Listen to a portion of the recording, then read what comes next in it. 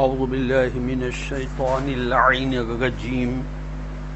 بسم الله الرحمن الرحيم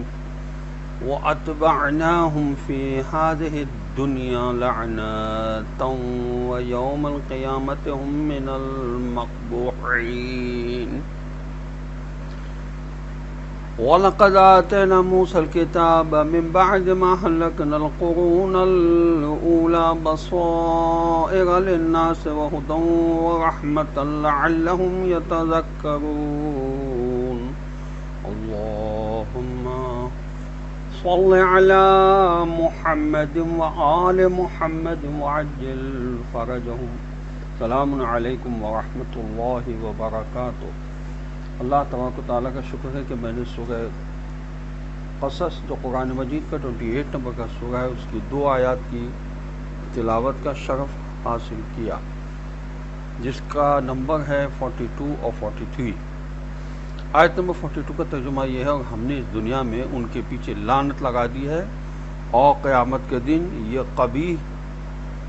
چہرے والے ہوں گے۔ چونکہ فرعون کفر و سرکشی کی ایک روایت قائم کر گیا، اس لیے جب تک اس روایت کا سلسلہ جاری رہے گا اس پر لعنت کا تسلسل بھی قائم رہے گا۔ وَيَوْمَ الْقِيَامَةِ هُمْ مِنَ الْمَقْبُوحِينَ، روز حشر کے عذاب میں سے ایک چہروں کا مسخ ہونا یعنی کالا ہونا بھی ہے۔ مطلب یہ ہے کہ فرعونی دنیا میں بھی گمراہی اور طغیانی میں سب سے آگے آگے تھے، اور دنیا میں بھی لوگوں کو جہنم کی طرف بلاتے تھے، یعنی برائیوں کی طرف بلاتے تھے۔ اس لیے قیامت کے دن بھی ان کو تمام دوزخیوں سے آگے آگے دوزخیوں کا امام بنا کر دوزخ کی طرف لے جایا جائے گا۔ نتیجہ حاصل کلام یہ ہے کہ دنیا کے لاؤ لشکر قیامت کے دن کسی کے کام نہ آئیں گے،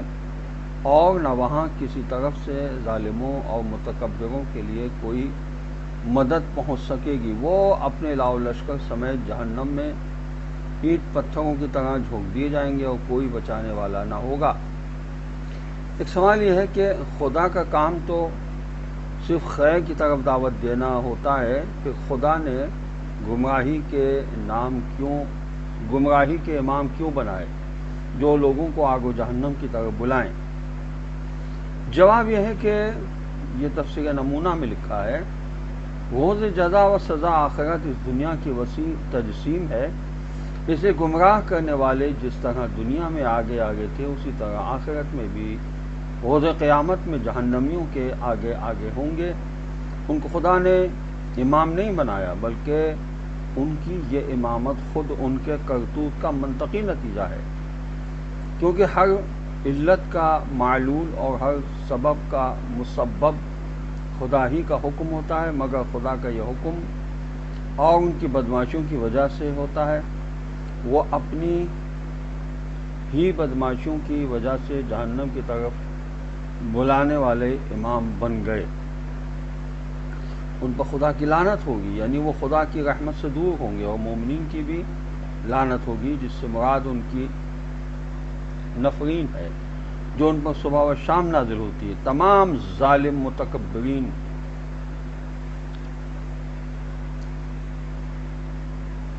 عالم لعنت کے مستحق ہیں، اور کبھی کبھی ان پر خصوصیت سے لعنت ہوا کرتی ہے، کیونکہ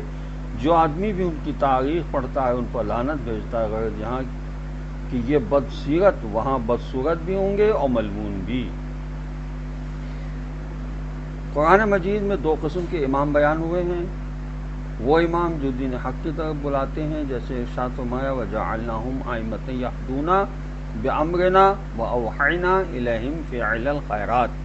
وَإِقَامَ الصَّلَاةِ وَإِيتَاءَ الزَّكَاةِ وَكَانُوا لَنَا عَابِدِينَ، سورہ انبیاء کی آیت نمبر 73۔ ترجمہ یہ ہے، اور ہم نے ان کو امام بنایا تھا کہ وہ ہمارے حکم سے لوگوں کی ہدایت کرتے تھے، اور ہم نے ان کو وحی کی کہ وہ نیک کام کریں، نماز پڑھیں، زکوٰۃ دیں، اور وہ صرف ہماری ہی عبادت کرتے تھے۔ دوسری قسم کے امام لوگوں کو گمراہ کرنے والے ہوتے ہیں۔ فرزند رسول خدا صلی اللہ علیہ وسلم حضرت امام جعفر صادق علیہ السلام سے روایت ہے کہ ہدایت کے امام تو وہ ہوتے ہیں جو خدا کے حکم کو لوگوں کی رائے اور اپنے ارادوں پر مقدم رکھتے ہیں اور خدا ہی کے حکم کو سب سے اونچا مقام دیتے ہیں، لیکن جہنم کی طرف بلانے والے امام وہ ہوتے ہیں جو اپنی رائے کو خدا کے حکم پر ترجیح دیتے ہیں۔ یہ تفسیر صافی میں لکھا ہے، اور تفسیر نمونہ میں لکھا ہے کہ اہل نظر امام علیہ السلام کے اسی بیان کے مطابق ہدایت والے اماموں کو پہچان سکتے ہیں۔ تفسیر نور الثقلین میں لکھا ہے کہ فرزند رسول خدا صلی اللہ علیہ وسلم سید الشہداء حضرت امام حسین علیہ السلام نے فرمایا، ایک امام تو وہ ہوتا ہے جو ہدایت کی طرف لوگوں کو بلاتا ہے اور ایک گروہ اس کے بلانے کو قبول کر لیتا ہے، دوسرا امام وہ ہے جو لوگوں کو گمراہی کی طرف بلاتا ہے اور ایک گروہ اس کے بلانے کو قبول کر لیتا ہے۔ پہلا گروہ اہل جنت کا ہے اور دوسرا گروہ جہنمی ہے۔ خداوند عالم کے اس فرمانے کا کہ ایک گروہ جنتی ہوگا اور ایک گروہ جہنمی ہوگا کا مطلب یہی ہے جو بیان ہوا ہے۔ اسی طرح فرعون جو حضرت موسیٰ علیہ السلام کا پیچھا کرتا ہوا اپنے پیروکاروں کے آگے آگے چل رہا تھا، یہاں تک کہ اس نے سب کو اپنے ساتھ دریائے نیل میں غرق کرا دیا۔ قیامت کے دن وہی فرعون ان تمام گروہوں کے آگے آگے ہوگا اور ان کو جہنم کی آگ کے دریا میں اپنے ساتھ ڈبو دے گا۔ آیت نمبر 43 کا ترجمہ یہ ہے کہ غرض پچھلی نسلوں کو تباہ و برباد کرنے کے بعد ہم نے موسیٰ علیہ السلام کو کتاب عطا کی، لوگوں کے لیے بصیرتوں کا مجموعہ اور سامان بنا کر اور ہدایت و رحمت بنا کر، تاکہ شاید وہ لوگ نصیحت کا سبق حاصل کریں۔ نزول تورات کے بعد ایسے غارت کرنے والے عذاب بہت کم آتے تھے جیسے فرعون پر آئے، کیونکہ نزول تورات کے بعد خدا نے آسمانی ہلاکتوں کو بھیجنے کے بجائے جہاد کا طریقہ شروع کرنے کا حکم دیا، کیونکہ اب کچھ لوگ خدا کے قانون شریعت پر چلنے لگے تھے۔ شیخ الاسلام عثمانی صاحب لکھتے ہیں کہ دوسری بات یہ بتائی گئی کہ تورات حضرت موسیٰ علیہ السلام کو عطا کی گئی تھی، بڑی فہم و بصیرت عطا کرنے والی، لوگوں کو راہ ہدایت پر چلانے والی اور مستحق رحمت بنانے والی کتاب بھی ہے، تاکہ لوگ اس کو پڑھ کر اللہ کو یاد رکھیں، خدا کے احکامات سیکھیں اور اس سے نصیحت حاصل کریں۔ سچ بات یہ ہے کہ آج بھی قرآن کے بعد ہدایت کرنے میں تورات ہی دوسرے نمبر پر ہے، جبکہ آج تورات کے ماننے والوں نے اس کی تعلیمات کو پس پشت ڈال دیا۔ آج قرآن بھی تورات کے علوم و پیغامات کی ہدایت کر رہا ہے۔ تفسیر نمونہ میں لکھا ہے کہ کیونکہ پچھلے تمام انبیاء کرام علیہ الصلاۃ والسلام کے آثار اور تعلیمات محو ہو چکی تھیں،